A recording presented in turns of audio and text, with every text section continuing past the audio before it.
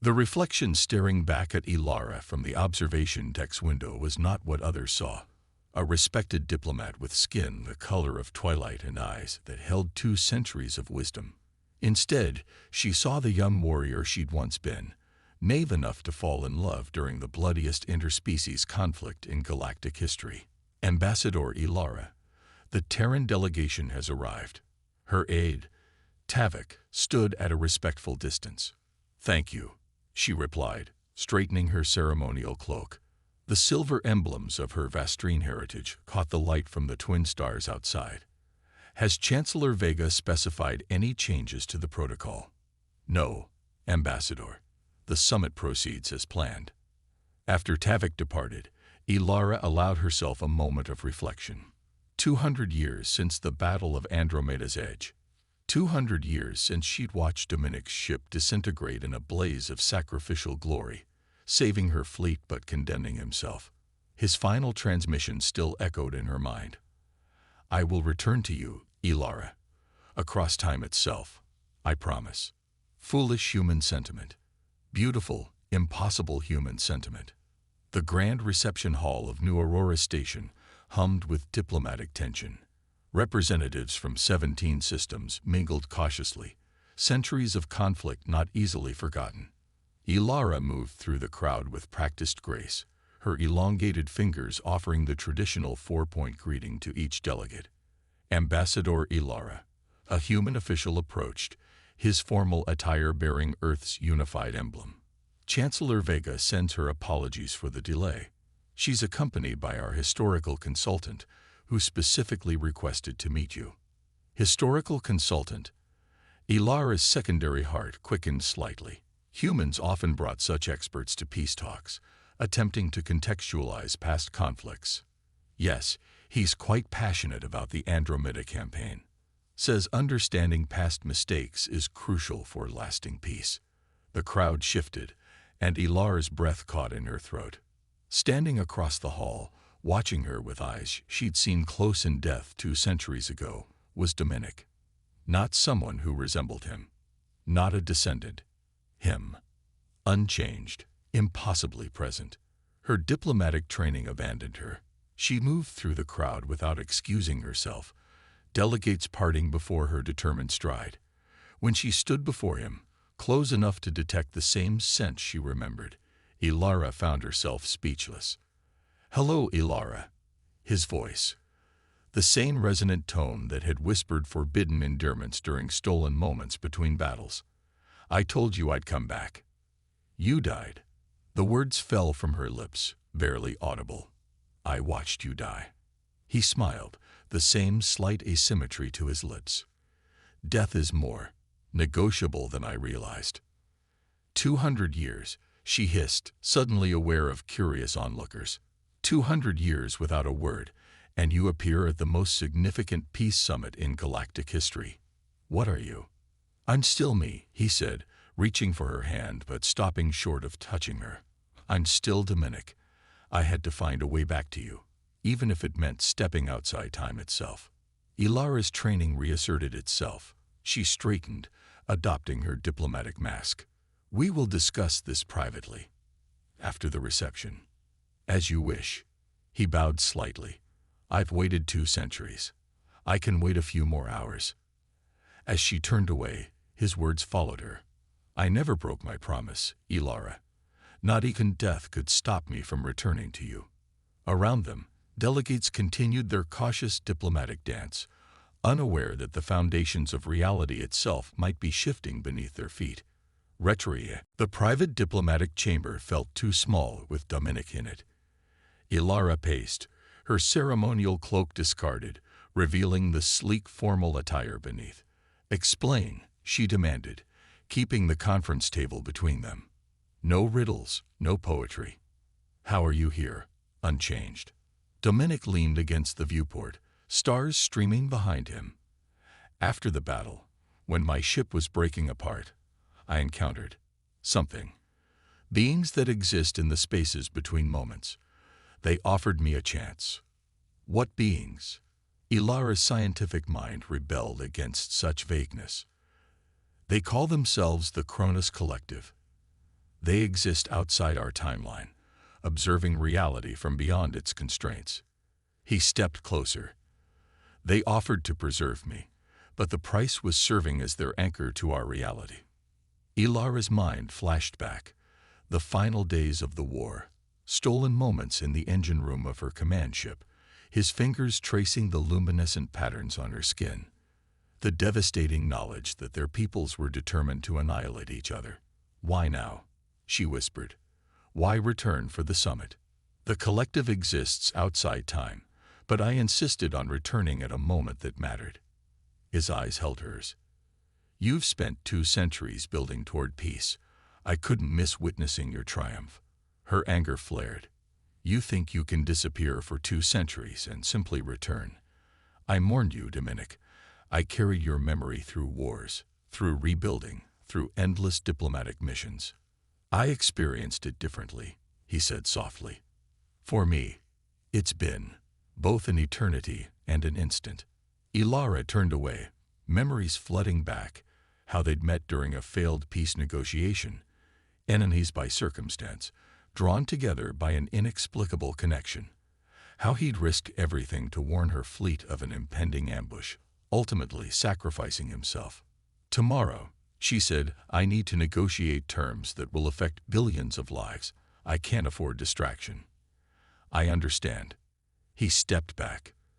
"But Elara, there's something you should know. My return has consequences. The collective doesn't grant favors without purpose." Before she could question him further, her communicator chimed. Chancellor Vega requested her presence. "We'll continue this discussion later," she said, retrieving her cloak. As she reached the door, he spoke again. "Elara, despite everything, seeing you again, it's worth whatever price I paid." She paused, not turning. "Was it worth the price I paid, believing you were gone forever?" The diplomatic reception resumed, but Elara moved through it mechanically. Between discussions of trade agreements and demilitarized zones, her eyes constantly found Dominic. He conversed easily with delegates from both sides, his knowledge of historical conflicts impressive and unsettling. Later that night, unable to sleep, Elara stood on her private balcony. The door chimed softly. She knew who it was before opening it. "I shouldn't let you in," she said. "Then don't," Dominic replied. "But I need to show you something." He extended his hand, and within his palm, light coalesced into a miniature galaxy, stars pulsing in patterns that matched the luminescent markings on her skin. "The collective taught me to manipulate temporal energy," he explained. "What I didn't tell you is why they helped me return." The miniature galaxy in his palm began to fracture, tiny fissures spreading between stars. "They need both of us, Elara, and they're not interested in peace." Elara's quarters disappeared around them as the miniature galaxy expanded, enveloping them in a projection of swirling stars and nebula. Her breath caught. It was a perfect recreation of the view from their secret meeting place during the war, an abandoned observatory on neutral Ceres Station. "How are you doing this?" she whispered. "Temporal manipulation," Dominic explained, the stars reflecting in his eyes. "I can briefly fold moments together, past, present, potential futures." He stepped closer and Elara didn't retreat. 2 centuries of diplomatic discipline wavered before the familiar scent of him. "The collective exists in what they call the Chronos Void, a dimension that intersects with all possible timelines." His fingers hovered near her face, not quite touching. "They preserved me because I was dying at a crucial temporal junction, the moment our species might have chosen peace instead of continued war. And now, why bring you back for this summit?" His expression darkened. "They want to collapse our timeline into the void. They feed on temporal energy released when realities fracture." Elara's scientific mind calculated implications. "And my peace summit creates another critical junction," he finished, "like the battle where I died." Understanding dawned. "They preserve you to use you." "Us," he corrected. "Our connection creates a stronger anchor point." She turned away, processing this revelation, but his hand finally closed the distance, touching her shoulder. 2 centuries of longing collapsed into a single point of contact. Elara. She turned, and the professional distance she'd maintained evaporated. Her fingers traced his face, the same face she'd memorized during stolen moments between battles, unchanged by time. "I thought I'd forgotten how this felt," she murmured. Their lips met, hesitant at first, then with increasing urgency. The projected stars swirled faster around them, responding to Dominic's emotional state. His hands remembered the patterns of bioluminescence along her spine, now hidden beneath her formal clothing. Her fingers recalled the warmth of his skin. Later, tangled in sheets that glowed faintly from the light her skin emitted in moments of passion, Elara watched the rise and fall of his chest. "The summit begins in 6 hours," she said quietly. "I know." He traced patterns on her arm. "The collective will try to sabotage it. They're already creating temporal disturbances. Haven't you noticed? Electronics malfunctioning, moments of déjà vu." She had dismissed such occurrences as pre-summit stress. "How do we stop them?" "That's the problem," he said, sitting up. "I'm their conduit. As long as I'm here, they can influence our reality." Understanding crystallized. "You'd have to leave again, or we find another way." Determination hardened his features. "I didn't cross time itself to lose you again." The communication panel chimed. Reports of equipment failures throughout the station. Delegates experiencing disorientation. "It's starting," Dominic said grimly. Elara rose, duty reasserting itself. "I've worked 2 centuries for this peace." "I know." He joined her, hands clasping hers. "And I won't let my return destroy what you've built." "But Elara." His eyes held hers. "This time, whatever we face together." For the first time in 200 years, Commander Elara felt something dangerous bloom inside her chest. Hope. The Peace Summit chamber was awash in blue-white light, holographic displays showing treaty proposals from 17 systems. Elara stood at the center, her diplomatic training never more essential as she navigated increasing tensions. "These temporal anomalies cannot be coincidental," accused the Terran representative. 3 delegates have reported experiencing the same conversation twice. "The Vastrine Confederation has nothing to gain from sabotage," Elara replied evenly. "We've worked toward this peace for generations." From the observer's gallery, Dominic watched, his face grim. When their eyes met, he subtly gestured toward the emergency exit. Excusing herself during a recess, she joined him in a maintenance corridor. "It's accelerating," he said without preamble. "The collective is using me to create fractures in local space-time. Soon they'll be large enough to allow them direct access to our reality. Can you sever the connection?" "Not without." He hesitated. "Not without returning to the void." The implications hung between them. Their newly rekindled connection, the night spent rediscovering each other, would again be sacrificed. A shudder ran through the station. Lights flickered. "Ambassador." Tavik's voice came through her communicator. "The treaty room. It's experiencing some kind of temporal event." They rushed back to find chaos. Delegates stood frozen mid-gesture while others moved normally. Windows into the void showed stars blinking rapidly between positions. "What's happening?" Chancellor Vega demanded, gripping Elara's arm. "Time is fracturing," Elara explained, scanning for a solution. Her eyes fell on the station's main reactor schematics displayed on a nearby screen. The Peace Summit was always their target, the potential energy of 17 systems choosing harmony over conflict. Dominic joined them, his body occasionally flickering, becoming translucent. "The collective is pulling me back. They know we've discovered their plan." "Can we use the station's reactor?" Elara asked, mind racing through quantum theories. "Create a targeted temporal pulse." Understanding dawned in his eyes. "Redirect their connection through the reactor instead of through me." It could work, but his expression grew solemn. Someone would need to manually calibrate the pulse from within the reactor chamber. "Lethal radiation," Elara concluded. For humans, yes. He met her gaze. But you? My species can withstand it briefly, she acknowledged. Not indefinitely. Around them, the temporal fractures worsened. Delegates from opposing factions began accusing each other of sabotage, 2 centuries of mistrust threatening to unravel in moments. We need to act now, Dominic said, his form becoming increasingly unstable. The collective is pulling me back to use me elsewhere. Chancellor Vega stepped forward. What are you proposing, Ambassador? Elara straightened. Decision made. Chancellor, continue the summit. I need 20 minutes to address a station malfunction. This summit cannot proceed with these disruptions, Vega protested. Then give us 20 minutes to fix it, Dominic insisted. 200 years ago, I died to prevent war. I'm prepared to do it again for peace. Elara's hearts constricted. Not alone, she said quietly.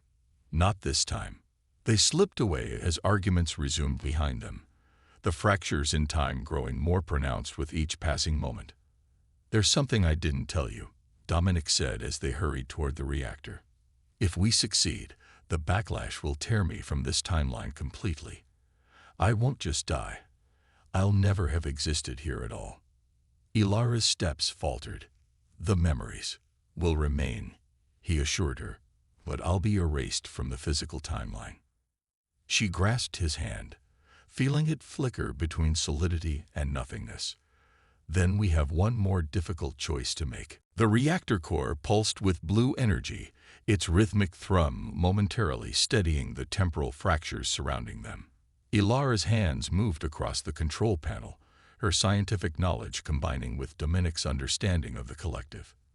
The calibration needs to be precise, she said, luminescent patterns on her skin brightening with stress.